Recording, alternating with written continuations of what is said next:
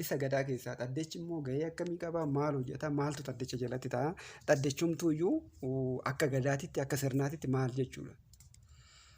Xaddecha jechuun jabaadha beektaa qormaadha jabaadha beektaa qoree qaballeedha xaddechuun jabina muka keessa jabaadha bakka qoree qaballee waraana maal jaanii wanni karreewwan keessatti ogeeranii jalli daraaraa gaalaa gubbaan daraaraa gaalaa jalli bantii qondaalaa jechuun bakkeetti qondaalli yookiin gadaan itti wal geessu. Waraanaaf gaafa deeman adamuudhaaf gaafa mari'atan gaafa waraanaa mari'atan gaafa waan dhiiraa jechaadha. Waan murtii dhiirri godhu. Amma mana murtiitillee murtii jedhanii miti. Murtii murannoodha barre amma dhiirummaadhaaf gaafa murannoo kutannoo murtoo guutoon jedhanii amma calanqoo gaafa murtee guutoo murataniiti jechaadha beektee. Ituun banna keessa. Wanni gaafa lola calanqoo maqaan duula sanaa murtee guutoo jedhama miti. Murtii suni xaddecha san jalatti murataan jechaadha kutataan jabinni laala. Xaddechi jabaadha. Qoreedha si maalidha. Murtiin achi jalatti. Murattee kan kaatu kan duulli isaa ta'uuti adamoo isaa ta'uuti itti wal ga'anii wanni jedhan itti irreeffatanii deeman xaddechi sunuyyuu irreecha qaba. Achi jalatti waan murteeffatanii itti irreeffatan adamoo isaa ta'u iddoo itti wal geechee irreeffattee kaatu bakki sun yeroo baay'ee xaddechi kanaaf. Gadaatu jalatti baay'ee warra doorii. Qondaalli warri garmaamatillee. Warri garmaamatillee qondaalli. Fardallee haa ta'uuti foolillee haa ta'u qixxeellee adamollee haa ta'u wantoota baay'eedha. Xaddechi isaan wal qabataa jechuudha. Egaa sirna gadaa keessaa xaddechi gaheen inni qabu. Murataa itti murattee qabu. Irra caalattiin waanuma murtii waliigalaa yookiin immoo kana goona sana goona jedhamee ittiin murteeffameetoo gadaan sun murteeffattee jalaa kaatu gaaddisa akkasiiti jechuudha. Walumaa galatti yoo ilaalle xaddechi bal'inaa fi sirnaa fi heera inni yookiin immoo sirnoo caffee waan jettu kan biraa yeroo biraa deebinee babal'isuu dandeenya. Kan biraa gaaddisa gadaan qabu yookiin immoo gaaddisa gadaan sirna isaa yookiin seerota isaa keessatti ittiin sirneeffatuu fi uummata keessatti ittiin hojii hojjechiisu keessaa tokko baateedha.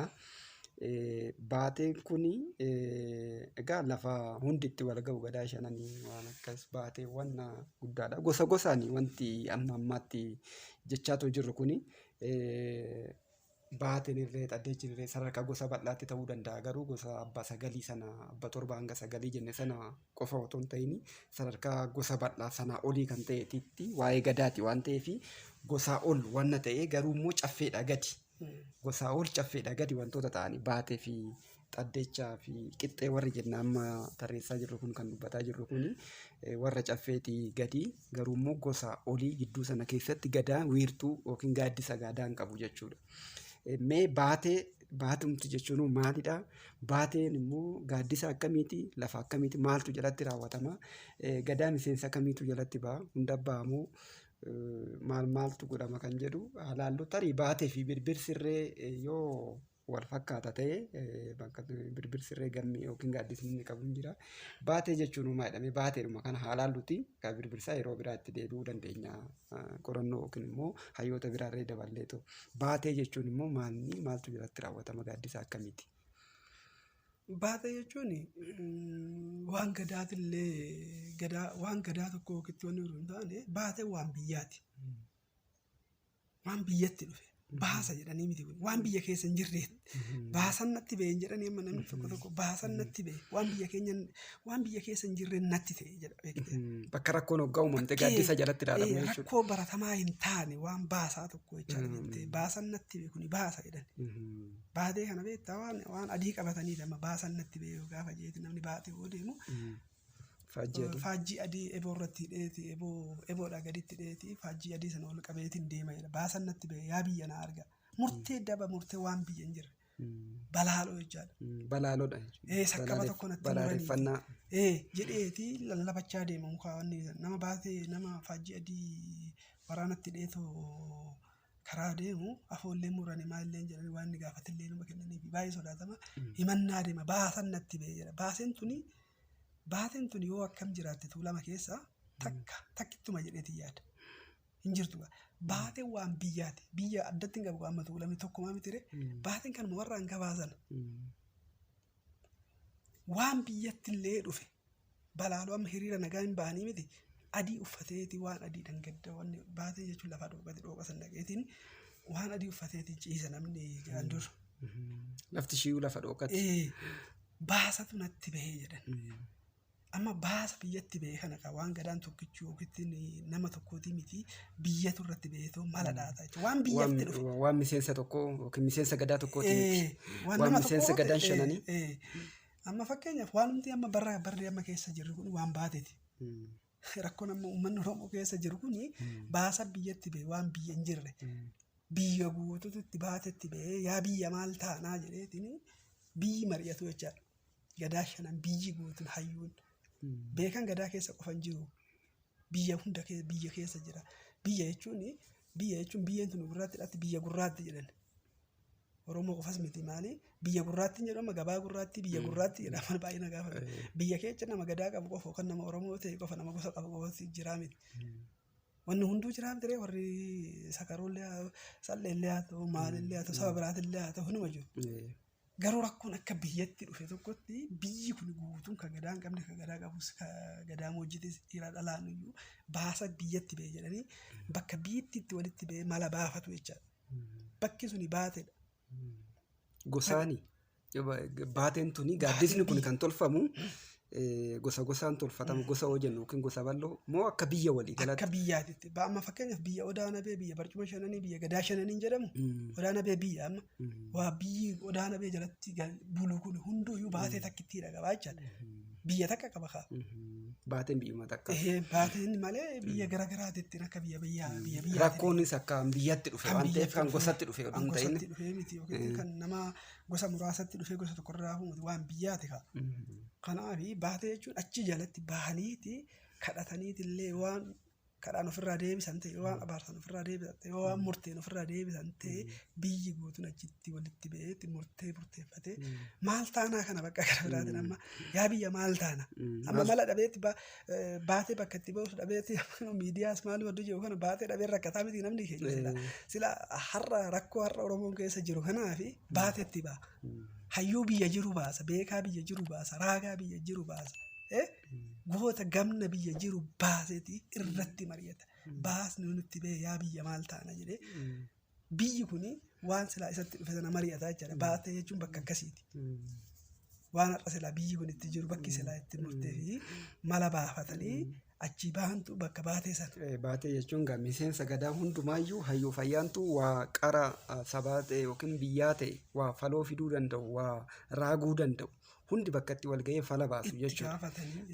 Baateen jechuudha. Kanaafiyyuu bara akkasii ta'aa yookiin ji'a akkasii keessa ta'aa waan jedhamu miti. Gaaddisuma isaatti jira maleedha. Ogguma rakkoon akka biyyaatti dhufuu fi wanni biyya keessatti immoo rakkoo guddaa ta'e akka biyyaatti rakkoo ta'e odaan ga'iin. Odaadhaa gaditti jechuudha. Wanni gadaa san keessatti dhugeettiin gadaa waggaa 8 sun hin dhumatin odaan waggaa 8tti yeroo takka qofa dhaqxa. Caffeenis jechuudha. Kuni garuu yeruma rakkoon uumametti yeruma kamittuu jechuudha. Waggaa waggaadhaanis ta'uu danda'a.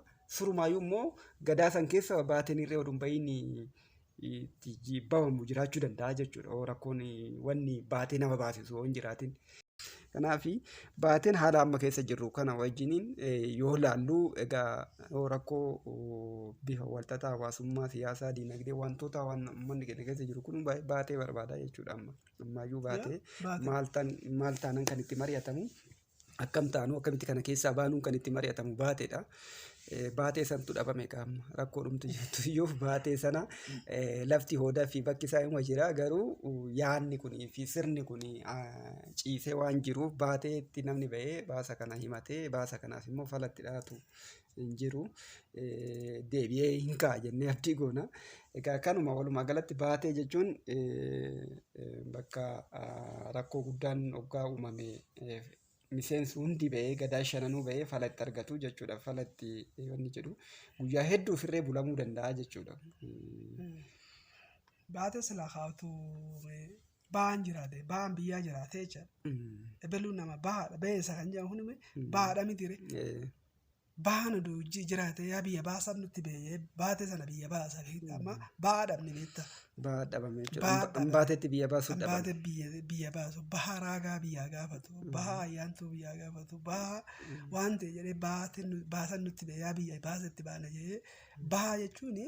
Ebelu bahaadha yaan beektaa amma tuulama kana keessatti baha jechuun amma gaarii jechuun garraamii yookiin gootummaaf yookiin gamnummaa waan tokko baha jechuun waaqni bahaadha jedhama Oromoon baha jechuun baheessa inni jedhamu kana maanni gara ibsa maqaatitti dhufa yookiin alvarbiitti maal jedhamu itti dhufa jechi bu'uuraa bahaadha.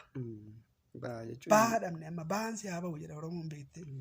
Ejersi boroon si haa bahu bahan si haa bahu jedha beekta. Baha jechuun bahan isin haa bahu jechuun namni bahan isin haa dhalatu jechuudha. Baha jechuun wanni bahaa caalu hin jiru.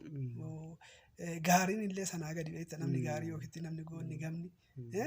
Baha jechuun bakka jechuun nama akka tolaa akka waaqaa baha bahan isin ejersi boroon isin haa bahu bahan isin haa bahu jedhanii nama eebbisan. Baatetti nama baasa. Baatetti nama baasee rakkoo baasa keessa illee nama baasa. Baasa keessa nama baasa jechuudha. Egaa kana walumaa galatti baateedha. Gaafni akkuma biyyaatti sadarkaa biyyaatti gadaan waan raawwatu gaaddisa jalatti raawwatu gaaddisa sana jalatti maal akka raawwatu kan haasa'aa jirru itti aansee odaadha.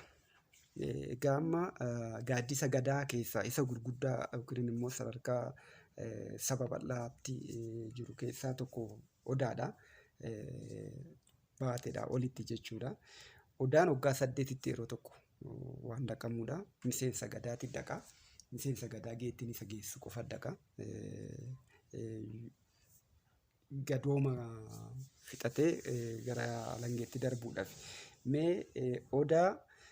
Odaa kana yeroo baay'ee namni karaa adda addaatiin hayyoonni adda addaatis illee odaa jechuun akkana jedhamee waggaa ibsuuf yaalamu hin jira. Odaa jechuun muka qofa oduu hin ta'in akka kana jedhamee yeroo ibsamu hin jira. Odaa jecha gabaabaa fi haala gabaabaadhaan mee akkamittiin ibsina? Odaadhumtuu muka ta'uu beekamaadha garuu akka sirna gadaatitti yookiin immoo akka Oromootitti odaa hojjennu jecha isaa afaanuma isaa isaa wajjin achi gaaddisa odaa jalatti waan ta'uu fi miseensi waan achi jalatti raawwatuu fi wanta odaa jalatti sirni gadaa raawwatutti dabarra. Odaadhumtuu iyyuu mee akkamittiin ibsina? Odaa hojjennu dhalatuma gadaati jechaadha. Odaan haadhuma gadaati. Gadaan akkamitti dhalatte kan jedhu sanumarraa akka jennee jalqabna jechaadha waa'ee gadaa odaa kaasnu.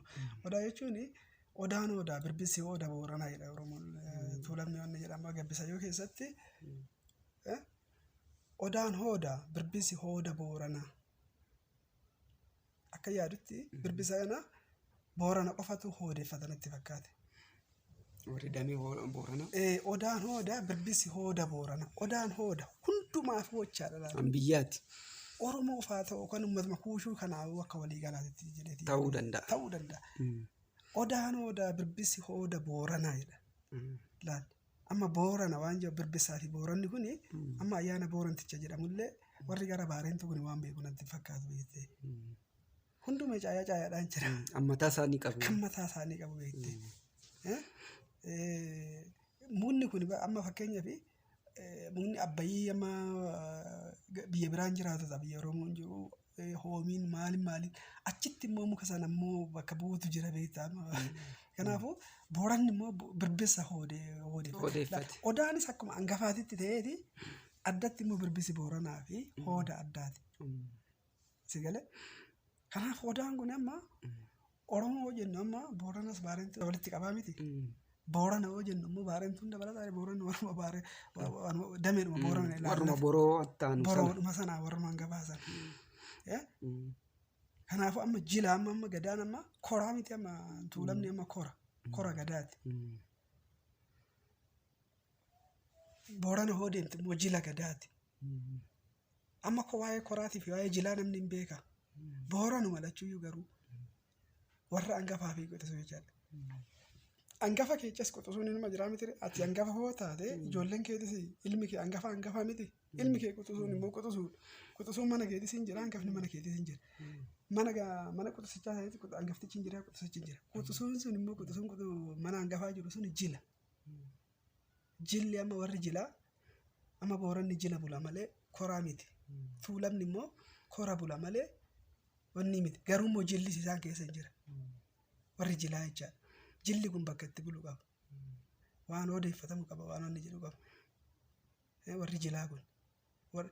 Kanaafuu jillii fi korri garagara. Amma hoodaa sangaan buttaa hoodaa hooda juree qalan malee si gabaa gomgomni namaan hoodaa gombisanii gooban maleedha. Sangaa buttaa kora buttaa kan jaan karaabecha buttaa jedhanii dhugaa seera tumanii hin agarree. Harree duula duulchise san sangaa buttaa yookaan karaabecha korma buttaa hoo jedhanii seera tumanii. Kora mana koraa amma koraa maaramii jaaniitillee kana sitti inni jaamu suni bakkee Oromoo duritti caffee dongoraa koraa maaram jaanii kadhaaba sun kora gadaa tuulamaati. Odaan nabee kora gadaa tuulamaati. Gujii yoo buute amma odaan hin jira. Boorana yoo buute odaan hin jira. Korri hin jira. Jilatu jira. Ardaatti ba'u jira. Ardaa jila. Keenya immoo kora. Maaliif tuulamni kun booranuma ta'e boorana keessa mana hangafaati. Booranni gama jiru immoo quxusuudha jila. Amma fakkeenyaaf nu keessaa amma tuulama keessaa eenyu hangafni? Daacci miti. Daacci keessa warra kuraa jiddaati miti kuraa. Quxusuun tuulamaa immoo eenyudha? Sadeen tuulamaa sana keessa jiillee miti. Jiillee maal jila bulaka. Quxusuun jiillee miti jila. Boorana soo deemte jiillee jira. Sabboo goona yaani goonni jiillee goona akkasuma irraafi jila bulan. Hangafnii fi quxusuun kun bakka wal bira hin jirretti gadaan hin jiru. Fakkeenyaaf amma akkuma miila diriirfannaa ofiittiin Oromoon hangafni qe'eettaaf quxusuun miila diriirfata yaani miti. Quxusuun dhumarra dhalatee fi hangafni jalqabaatii fi quxusuun dhumaa sun qe'umatti hafan. Warra jidduu keessatti godaana beektaa. Kanaaf hangafni sammuudha quxusuun miila jedhan. Hangafni sammuun nama cubbisaa. Quxusuun faana nama cubbisaa jedhan. Bakka faanni fi sammuun hin jirretti maaltu jira ree? Kanaafuu jillis korris wal bira jira jechaadha. Iccitii guddaan gadaa achi keessa jira. Amma laal waa'ee gadaa kana gadaa Booranaas gadaa Tuulamaas maal jedhanii wal fakkaata yaani miti. Achi keessatti garuu jilaa fi koratu jira. Warra jilaa. Jilli nu barallee numa jira beekta jilli baay'ee sodaatama. Jilli amma Tuulama keessatti warri jilaa baay'ee hirmaannan isaan godhan baay'ee haphachaa dhufe malee garuu akka amma yeroo waa falatan wanni jedhanii warra jilaa kan akka wayiitti barbaadanii ebba isaaniitillee barbaadanii wanni jedhan bakka jilli hin jirretti wanni baay'een faloon ta'u jilli sun nama tufu nama eebbisu malee.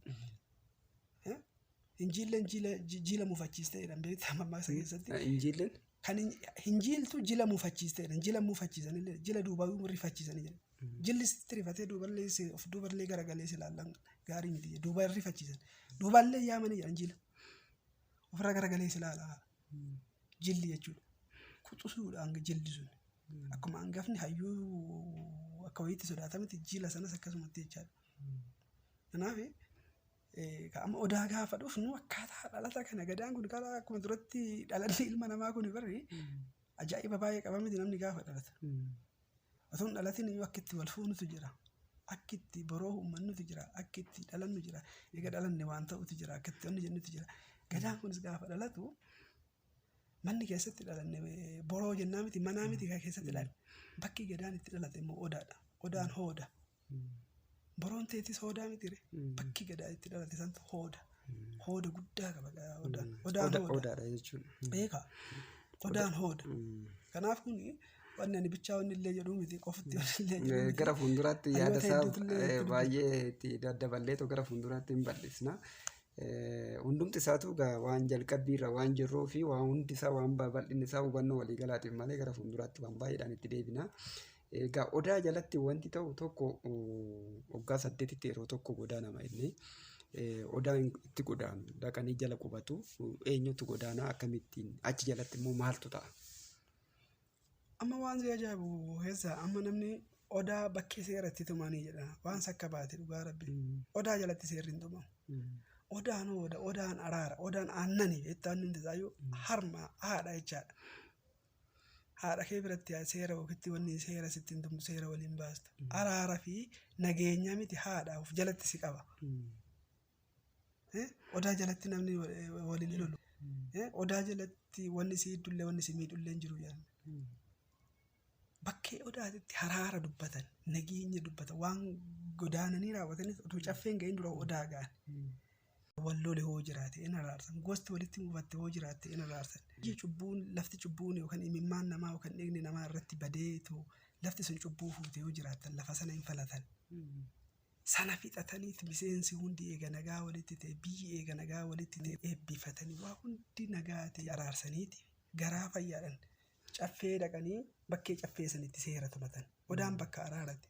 Odaan bakka nagaati. Bakka dubbiin itti ilaalamu jechuudha. Itti ilaalamee araaran dhumatu. Eenyu faatu dhaqa amma bakka sana godaa waggaa 8tti waggaa deemanii miseensuma bara jalqabaa sana alangee fudhatu. Warra gadaa qaraasaniitu ilaala. Amma warri gadaa qaraasun maalirra ture? Qaraa miti ree waraana kolbaadha. Duularra turan. Biyya eebbisaa turan. Korma qalaa turan malkaatulluutti eebbisaa turan. Eebbisaa turan. Duulanii diina biyyarraa deebisaa turan. Waa hunda godhaa turan. Qara sana waraana sana lafa godhanii ifaajji isaanii fudhatanii odaa dhufan. Qara sana qondaalatti dabarsaniiti faajjii fudhachuudhaaf odaa dhufan. Gama bara sana. Gootummaa bara sana gaarummaa bara sana hojjetan cubbuu bara sana hojjetan gadaa teenya milkiidhaan xumurree jedhanii odaa sana jalatti fixatanii alangee fudhatu. Odaa jalatti alangee fudhatu.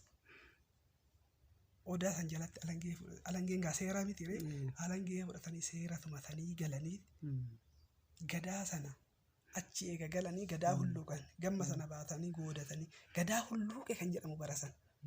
Namni bara sana gadaa sana odaa duulee odaa godaanee galee seera tumatee galee alangee fudhatee galee goodatee qumbii arrabaan gaatee dhugoo gurraan gaate dhugaa arraba geeche qumbii arraba geeche dhugoo gurra geeche sana eega ooffalee gadaa ooffalee jedhama. Gadaa sana ooffalee torbanitti yookaan guyyaa sana dabree du'e illee gadaa sana ooffaluun akka ajaa'ibaati. Ilmoo isaati miti amma waggaa 120 irratti illee isarratti illee effeektii qaba. Otu bara gadaa sana asitti du'eeti. Abbaan kee gadaan ooffallee jedhama oduu hayyuu ta'eeti. Ilmi hayyummaa yookaan gara hayyuutti goglaatitti kan ol guddatuu fi sadarkaa tokkorraa tokkotti kan ol guddatu abba sadiin hoo abbaan isaanii rakkoo malee ooffalee gadaa hulluuqan. Ooffalee wayaaluu bahu ooffalan gadaa bahanii yookaan mirrigaa warra soddaatanii ani miti. Oofkalan gadaa ga'anii yookaan mirrigaa warra soddaatanii mirrigaa jechuun warra soddaatan mirrigaa jedha beektaa nama warra soddaatitti galee Oromoon waanuma hunda keessa wali jibbamtuun namni warra soddaatti galee mirrigaadha. Ooffalee wayaaluu bahu foolletu gaafa gammarraa nyaatu jedhaani. Ooffalee wayaaluu bahu ooffalan gadaa bahanii yookaan mirrigaa warra soddaatanii mirrigaa ta'e jechaa namichi sun maal jedhama wanni jaanillee. Daamaa fardaa kan baalli shakkisu ani gadaa ta'u arge yaa goomattu gadaa isaa hanqisu. Namni gadaa ooffalee dabre jechuun bakka ooffalee jechuu dhumtu laalmatumti isaa. Oofkaltii guddaa jechuun gadaa sana hulluuqee dabre jechuun wanni laal waan utuu muriin keetis wanni jedheeti.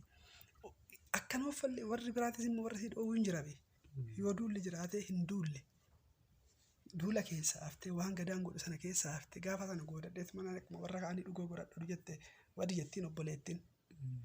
Yoom duulte gaafa inni goodatee sana seentu balbala abbaa keetii balbaluma keetu seentu jettiin obboleettiin maal goote waan abbaan kiyya godhe. Laaqoonni dubartii sun asitti dhufa gaa. Obboleetti dhalaa haadha manaatii miti seentu balbala abbaa kootii maal goote. Abbaan kiyya akkana godhe gadaa dabre hin fudhattu jedhaan innis alangee yoonni abbaa dhumtu manaatti dhaadata. Maal goote jedhaan kana godheetan dhaadatee waan godhe sana waan silaa dirqama biyyaa isarraa eegamu sana himatee dhaadatee maal jedheeti ishiin balbala bantee fiseessisti. Kanaaf oduummoo hin duulle ta'eeti gadaasaa sana keessa hin duulle waan godhamu hin goone ta'eeti foollenis gammarraan nyaattu. Foolleen hoo gamma sirraa nyaatiin maal cal jettee waan qabaatteef diggisteedhaaf yookiin hin ta'u. Foolleen gamma sirraa nyaattu. Gurra urtuun gurra siin urtu. Obboleettiin jecha balbala seenseessistu. Maal goota ture? Geettiin kee guutuun ta'u jechuudha. Egaa gadaa kana amma odaa kana miseensa qofa dhaqa jechuudha. Miseensi hin naqamu qadaadduun hin naqaman foolleen hin naqxee mitiiree wajjin illaan foolleen qadaadduu isaaniiti birbisa buqqistee birbisa fiddiif. Korma kuffistiif tajaajila waan isaanii godhamu sana foollee godhaafiin faarsite odaatti bakkee caffee ogaan garuu foolleen hin naqxu. Foolleen hin naqxu maaliif hin wacamu maal hin jaamu achitti taphni hin jiru maal hin jiru inni iccitiin isaa addaa isa oduma biraallee dabalee rakkoo akka biyyaatti uumamee garuu akka biyyaatti uumamee gosa gosaan fala dhabe laal bara gadaa sana keessa silaa jaarsi araarsuu qaba alangeen araarsuu qabdi wanni hundi cubbuu sana fixuu qaba mitire wanni bara sana keessa wanni faayila cufama amma faayilli gadaa dabartee sun hin cufama faayila gadaa haarati barama miti warri bara sana keessa laala duuba sadarkaa baate singeessine balaaloo qaban warri biraatillee himannaa achitti dhufan sadarkaa baatetii miti narra horrifame akkanatti gumaa dhabee akkanattan dhugaa dhabee jedhee dhaqee gaafa sana hayyuu achitti himata. Maaliif akkana goota yaa biyya jedhee hayyuu sun immoo hayyuutti waddeechiin jira warri waddeechaa sun waadaa itti tumee gumaan nama kanaa haa baatu dhugaan nama kanaa haa baatu jedhanii gosatti gad deebisa. Faayilli bakkeetti atamma hoo bara gadaa 8 sana keessa fala dhabdee namni si dubbatu dhabame manni jedhama yoo biyyallee ta'e fakkeenyaaf amma dhiyeenya kana cubbuun waan biyyatti fidduuf asiin jedha. Hamma waan nama tokko yookaan waan biyyi gosa tokko akka gosaa itti gaafattu cubbuun biyyatti dhufte sun akka gadaa itti gaafata. Amma maaltu ta'e bara dabre kana baatee wanni keessatti walloo kamisee keessatti uummata ambulaansiidhaan dhibamee karaa deemu shawaaraa bititti buusanii ajjeesan. Cubbuu sun qe'ee sana jirti miti. Cubbuu sun dhiigni namaa sun gumaan namaa sun qe'ee sana jirti. Badii sun immoo bara eeggattee ta'u kan guunne hin deebitee dhufte biyyi sun hin banne shawaaroo biti warri achitti waan sana dhiiga namaa balleessa suni cubbuu sun biyya sana balleessa warri sun gumaa eeggatee gaafa sana balleessa gadaan kana eegalaal akka kun hin taane akka kun hin taane sit atin goone namni biraan goone garuu qeessan lafti sun cubbamte qeessan sun cubbamte cubbuun sun nama balleessa dhiigni nama balleessa imimmaan hiyyeecha tokko achitti bu'ee biyyi sun imimmaan ofirraa qabdi falachuu qabda jedhee sana dubuu gadaan gaafa sana. Faayila bara sanaa cubbuu bara sanaa sana cufeetti gadaa isaa sana qulqullaa'eet alangee qulqulluu fudhata. Alangee moofaa miti beekta alangee irraan dabarta. Alangee miseensarraa sitti hin dabarta. Gaafa sana waan ni fida beekta waatatu hojjeta alangee sana fida alangee adiidha beekta alangee yeroo biti qulqulluudha hiillee sumatu harkaan qabatee xureecha adii sana.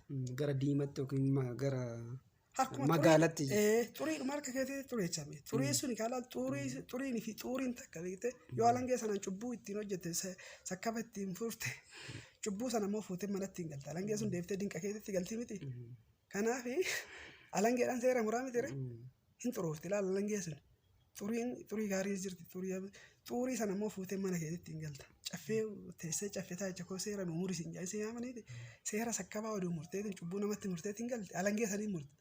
Alangee sun ulfoodha beekte dinqa keessatti boroo keetitti galte. Cubbuu san fuutati boroo keetitti hin galte jechaadha. Riiskii ammamii akka qabu. Riiskii qaba jechaadha. Sanatu sitti deebisa. Kanaafiyyuu odaa jalatti waan akka biyyaatti ilaalamu waan ammoo eega ilaalame booda eega dubbatame booda gosa gosaan galeetu sirreeffatu. Qe'eetti galeetu sirreeffatamu dubbatama. Waa'ee nama dhuunfaa yookiin immoo waan akka biyyaatti jiru garuu immoo itti gaafatamummaa waan sana furu gosatti kan itti kennamu. Dubbii akkasiitti kan ilaalamu odaa jalatti jechuudha bara geettii sanatti. Fi waan seera tumamuuf deemu tirree waan dubbatan qabu amma seerri caffeetti tumama caffee booda itti dhufna garuu waan caffee irratti tumamuudha deemu itti qophaa'uu qabna jedhanii odaa jalatti dubbatanii jira. Hin jiru waan akkasiitti irratti naasaan achumatti bakkuma caffeetti seerumtu bakka afasaaqa jedhan bakka seerri itti afaan saaqamutu jira odaa jalatti seerri kanaafuu odaa jalatti waa'ee seera tumamuuf deemuu sana wanni dubbatamu hin jiru dubbii rakkoo uummata keessatti yookiin biyya keessatti dubbatame araara dubbachuu waan dubbii hiikamuu qabdu hiikuu kaan immoo akka galaniitoo hiikatanii walirra godhachuu gosarra godhachuu kana malee wanni biraa wanni godhamu hin jiru jechuudha. Odaa jedhani hooda laale hoonni seera miti.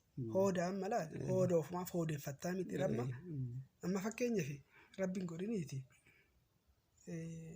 harreen takka karaa irratti duute obaa sitti fakkaatu jettee homaayyuu garagaltee ilaaltu yookaan sareen takka inuma deemu rabbiin godhiniiti reeffa namaa sitti dhufe hagam keessi kee hoodeeffata.